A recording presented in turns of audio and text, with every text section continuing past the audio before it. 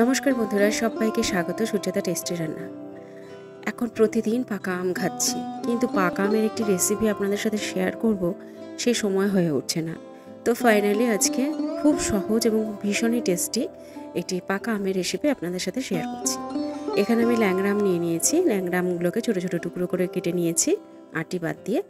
আর এখানে 1 কিলো দুধের ছানা আছে। ছানাটা আমি ফ্রিজে রেখেছিলাম, সেজন্য একটু শক্ত হয়ে গেছে, তো আগে থেকে বার করে রেখেছিলাম। তো ছানা আর এই ছোটো ছোটো টুকরো করে রাখা আম আর 3 টেবিল চামচ মতন চিনি দিয়ে দিলাম। যেহেতু আমটা ভীষণ মিষ্টি তাই অল্প চিনি দিলাম, দিয়ে আর কিচ্ছু না, একসাথে এটাকে পেস্ট করে নেব। এইটা সন্ধ্যের টিফিন হিসাবে ভীষণই সুস্বাদু। আপনারা একবার হলেও ট্রাই করে দেখবেন। আমি গ্যারান্টি দিচ্ছি 100% আপনাদের সকলের ভীষণ ভালো লাগবে।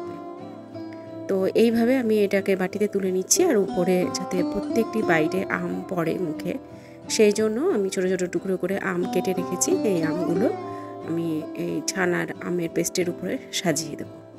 তো ভীষণই টেস্টি এটি, আপনারা একবার হলেও করে দেখবেন। আর কেমন লাগলো এই রেসিপিটি আপনারা কমেন্ট করে জানাতে ভুলবেন না। যদি ভালো লাগে তাহলে প্লিজ লাইক, শেয়ার এবং ইউটিউব থেকে দেখে থাকলে সাবস্ক্রাইব করবেন, এবং ফেসবুক বা ইনস্টাগ্রাম থেকে দেখে থাকলে ফলো করে দেবেন।